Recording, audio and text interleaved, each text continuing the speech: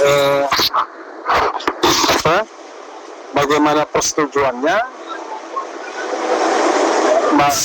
Jadi, jadi saya ulangi sedikit ya, kehadiran menteri tersebut kita harapkan tadi memberikan keterangan yang sebenar-benarnya terkait dengan perkara yang kita dalilkan. Dan ini pastilah terkait dengan bansos ya, terutama bansos yang otomatis adjustment yang jumlahnya 50 triliun, sementara yang memang di APBN yaitu 496,8 perlu diutik-utik juga bagaimana distribusinya, terutama bagian bansosnya, karena 496,8 itu kan namanya perlinsos ya, jadi perlindungan sosial gitu, itu namanya perlinsos. Jadi itu ya yang harus kita pahami ya.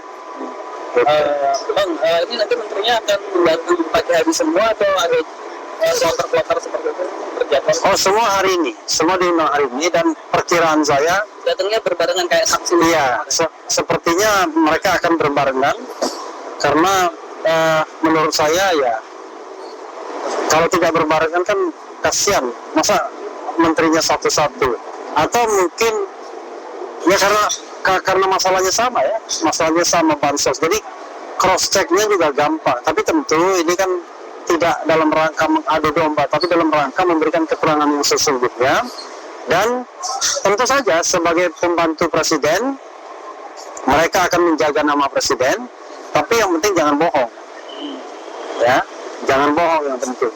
Bang Refli, ini kalau kata pengamat politik, dengan hadirnya menteri-menteri Bang BKMK ini mengurangi atau membuat marwah Jokowi ini hilang. Kalau menurut Bang Refli sendiri seperti apa? Karena saya baru pertama kali menteri presiden sampai dipanggil ke MK. Iya, sebenarnya ada dua hal ya. Selalu ada ketegangan di antara cabang kekuasaan, termasuk antara cabang kekuasaan eksekutif dan cabang kekuasaan yudikatif. Dalam hal ini Mahkamah Konstitusi. Kenapa begitu? Mahkamah kan juga sempat kehilangan marwahnya dalam beberapa kasus kan. Nah, sekarang dia ingin memperkuat marwahnya kembali, dan test case-nya adalah apakah menteri mau datang ke sidang MK. Dan saya kira karena ini adalah sebuah sidang yang sangat penting dan menjadi perhatian publik, maka menurut saya memang akhirnya ya akhirnya ya mereka harus datang, dan kedatangan mereka bahkan dikatakan tidak perlu menggunakan izin dari presiden. Nah, itu kan luar biasa ya. Dan apalagi yang dalam tanda kutip yang diadili adalah presiden ya. Oke. Ada lagi ya? Terus review selama 4 hari persidangan dari persidangan selama hari ini gimana dengan saksi-saksi komunikasi antara dengan para media? Kita akan ikuti dulu beberapa saat kemarin. Jadi kenapa?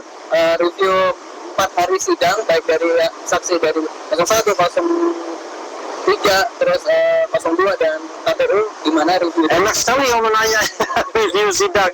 Allahu Akbar. Kamu pertanyaannya umum sekali dan kemudian suruh saya mereviewnya. Allahu Akbar. Kasih dong pertanyaan yang spesifik. Udah, apa? Enak saja kamu main gelondongan begitu ya. Bersama masyarakat, Bapak Menteri, terima kasih. Ya, jadi saudara sekalian ya, kawan-kawan semua ya,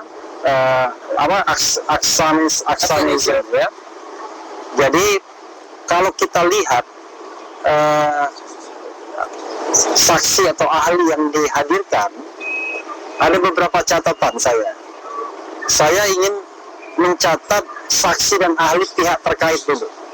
Karena kan dalam tanda kutip musuh kita itu kan pihak terkait 02 kan. Nah, jadi paslon 02 itu kemarin menghadirkan saksi dan ahli yang membuat saya ngakak. Bukannya memperkuat mereka, posisi mereka, dan menolak dalil permohonan kita, malah semua standing position saksi mereka itu ditolak oleh hakim MK. Karena mereka ngotot bahwa MK itu hanya hitung-hitungan. Tapi MK dari sejak Pilpres 2004 sengketanya itu sudah mengatakan mereka bukan hanya hitung-hitungan.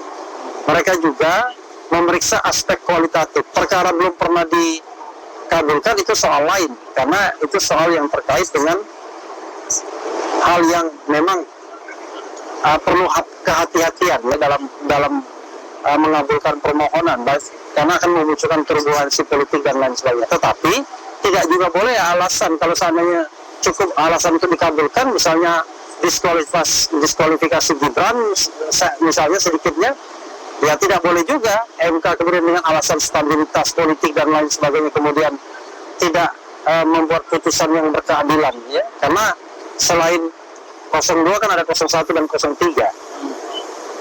Jadi itu. Lalu yang paling lucu, mereka menghadirkan penjabat wali kota Bekasi. Wah, dia bertata titih bahwa dia mengatakan netral. Ternyata kita tunjukkan kalau beliau tidak netral dengan mengadakan pertandingan sepak bola, dan waktu seremoni beberapa orang membentangkan jersey ya nomor 2.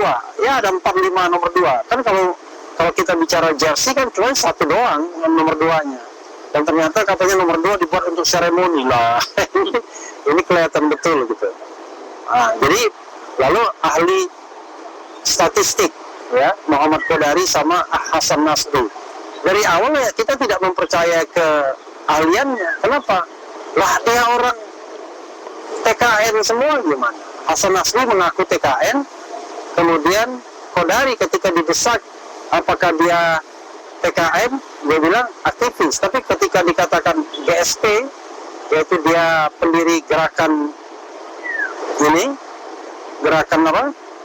gerakan sekali putaran, ya dia mengakui, dan gerakan sekali putaran itu relawannya Jokowi Prabowo, jadi tim pemenangan juga dia.